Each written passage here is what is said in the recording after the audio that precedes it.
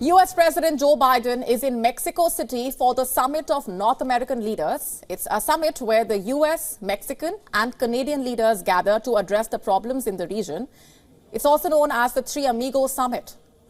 Though issues between the countries may undermine the amicability between the countries, on Monday, the Mexican President Andrés Manuel López Obrador did not hold back when he spoke about the U.S. treatment of Latin America.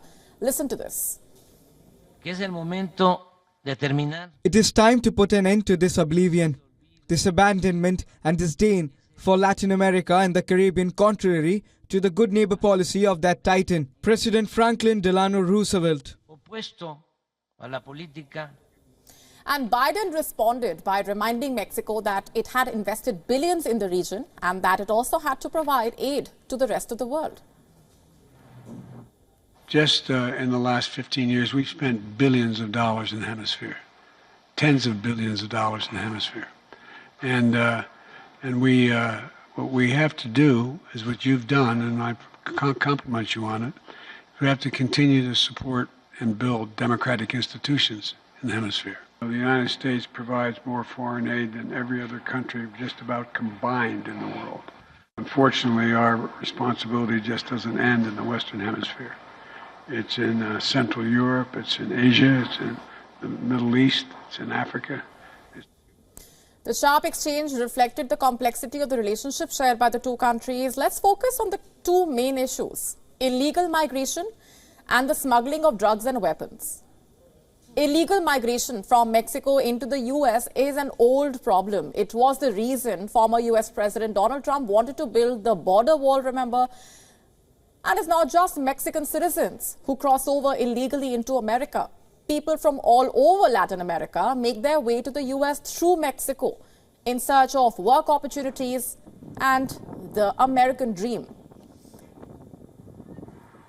This map reflecting the economic realities of Latin America. Even if we ignore other problems like crime levels and government prosecution, just from a per capita income perspective, it makes sense for people to brave the arduous journey and try and enter the U.S.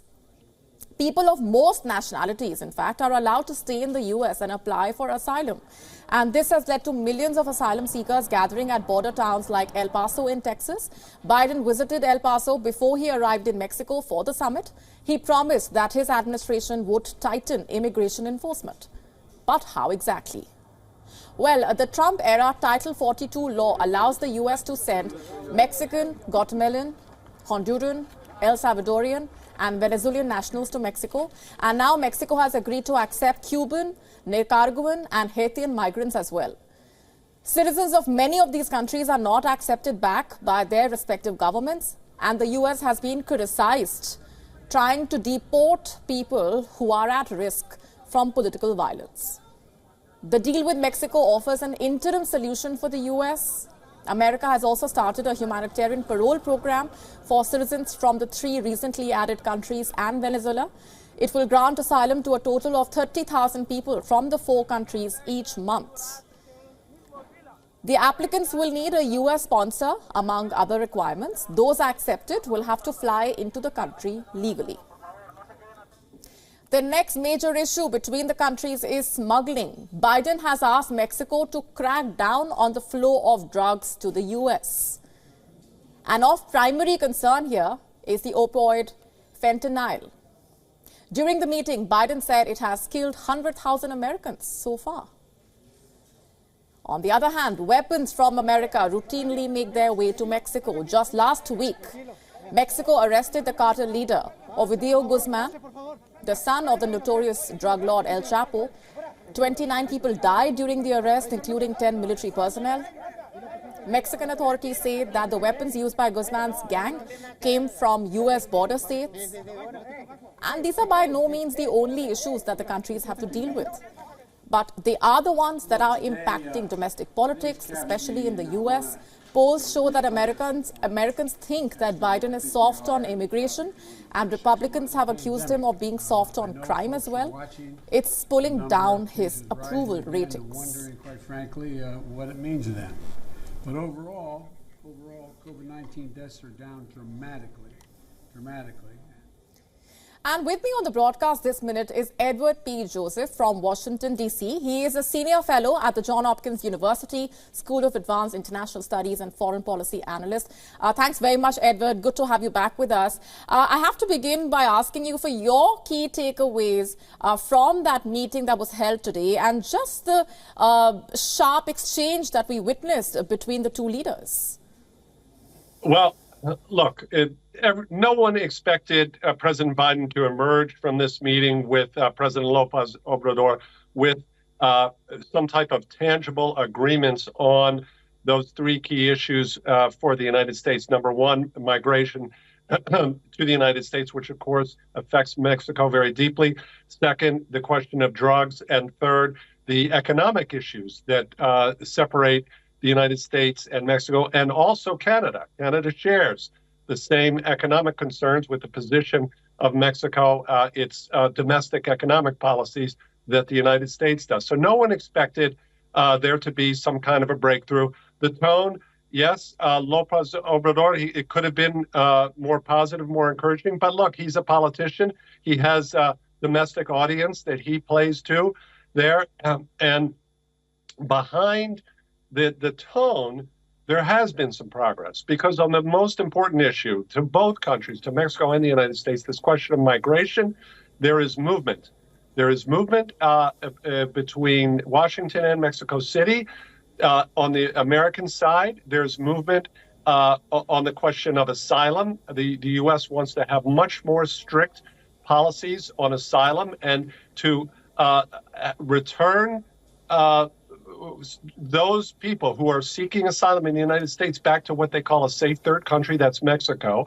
And in return, Mexico expects the United States to increase the pathway for legal migration to the United States. And that's something that President Biden can work on with members of Congress, including leaders in the House of Representatives like Veronica Escobar of El Paso, Texas. Please. Edward, let's also talk about the fact that immigration, the issue of illegal migration coming in from Mexico to the U.S. is a huge issue. We've seen how Donald Trump has focused on that. Biden has been also facing a lot of flack on that issue. When it comes to his policies, his approval ratings also falling, and that's a major factor at play as well. How do you see Biden really changing his stance, if at all, on that front? And it is something that needs to be worked upon, is something that has been talked about for some time. You put the question very well. This has been discussed for a long time. That's precise. You put your finger on the point. This managing this border issue goes back to the efforts of, for example, President George W. Bush in the early 2000s, when there was the potential for a major legislation on the question of immigration to the United States.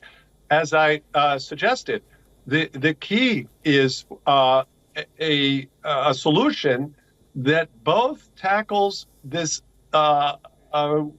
search for asylum, that is, citizens from countries in Latin America that have deep instability and deep economic crisis, and that the United States works with Mexico. Mexico is literally the transit country. It's indispensable in this process. And Mexico, of course, doesn't itself want to attract and host an abundant number of these citizens.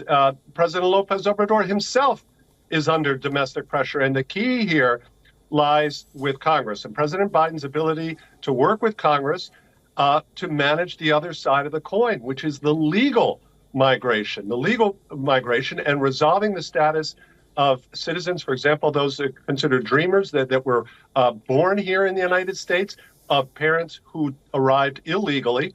And that requires legislation cooperation in Congress. And that's where I mentioned the importance of leaders in Congress, like Congresswoman Veronica Escobar of El Paso, Texas. And the key question here is whether there will be Republicans, whether House Speaker Kevin McCarthy will see it in his interests, actually, to have some kind of breakthrough legislation on this topic, please. Edward, we're leaving it there for the moment, but thank you very much for being here. You're welcome. WION now available in your country. Download the app now. Get all the news on the move.